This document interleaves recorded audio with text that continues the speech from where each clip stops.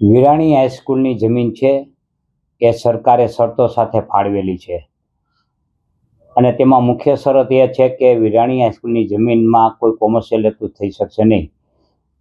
ટૂંકમાં શૈક્ષણિક હેતુ સિવાય કોઈ કાર્ય થઈ શકશે નહીં કે કોઈને ભાડે આપી શકાશે નહીં કે તેમાંથી નફો રળી શકાશે નહીં તેવી સ્પષ્ટ શરતો હોવા છતાં વિરાણી હાઈસ્કૂલના પ્રવર્તમાન ટ્રસ્ટીઓએ આ વિરાણી સ્કૂલના મેદાનમાં એક મોટું ખાણીપીણીનું બજાર ઊભું કરી દીધું છે.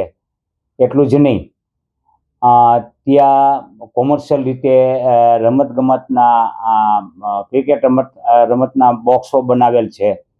આ બધી બાબતો છે એ જે મૂળભૂત હેતુથી જે જમીન અપાયેલ છે તે મૂળભૂત હેતુની વિપરીત છે, વિરુદ્ધ છે. એટલે તેની પર શરત ભંગના પગલાં લેવા જોઈએ તેવી અમારી અરજી કલેક્ટરને સમક્ષ પડેલી છે. પ્રાંત અધિકારીને અમે પણ અરજી આપેલી છે.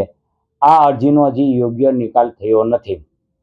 એટલે આ તાત્કાલિક બંધ કરાવવું જોઈએ અને જે રાજકોટના વિદ્યાર્થીઓ છે, રમતવીરો છે, એ રમતવીરોને રમવા માટે મેદાનને ખુલ્લું કરવું જોઈએ. જેવી રીતે રાજકોટમાં અત્યારે દિન પ્રતિદિન મેદાનો ઘટતા રહ્યા છે અને આપણે વૈશ્વિક સ્તરે આપણે રમતગમતને પ્રોત્સાહન આપવા માટે સરકાર પ્રયત્નો કરી રહી છે. તેવા સંજોગોમાં જો મેદાન જ નહીં હોય તો વિદ્યાર્થીઓ રમશે ક્યાં?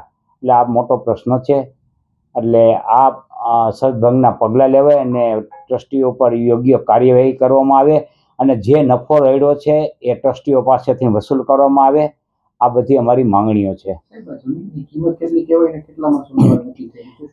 જમીન છે 49,700 વાર જેવી જમીન છે, એટલે કે 50,000 વાર જેવી જમીન છે. 2 લાખ રૂપિયાનો આપણે ભાવ ગણીએ સામાન્ય રીતે તો પણ 1,000 કરોડની જમીન થાય છે.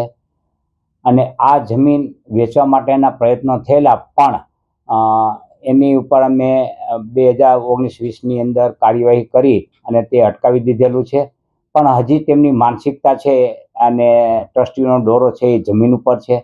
એટલે મારી દૃષ્ટિએ આ જમીન સરકારી છે અને સરકારી રહેવી જોઈએ અને સરકારની પરવાનગી વગર કોઈ પણ કાર્ય થવું જોઈએ નહીં. વેચાણ સિવાય સહિતની કોઈ પણ તબદીલી થવી જોઈએ નહીં એવી અમારી માંગણી છે. આવતીકાલે અમો વિદ્યાર્થીઓ એટલા માટે એકત્રિત થઈ રહ્યા છીએ કે અમો વિવિધ તબક્કે લડી રહ્યા છીએ. અત્યારે અમો હાઈકોર્ટમાં પણ લડી રહ્યા છીએ. અત્યારે કલેક્ટર સમક્ષ પણ અમે લડી રહ્યા છીએ. આ લડતને કેવી રીતે મજબૂત બનાવી અને આગળની સ્ટ્રેટેજી નક્કી કરવા માટે અમો એકત્રિત થયા છીએ.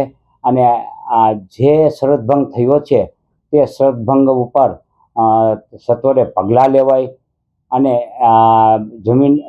જમીનને ખુલ્લી કરવામાં આવે, મેદાનને ખુલ્લું કરવામાં આવે અને વિદ્યાર્થીઓને અને રમતવીરોને રમવા માટે ફરીથી કાર્યરત કરવામાં આવે. તે માટે મારી લડત છે.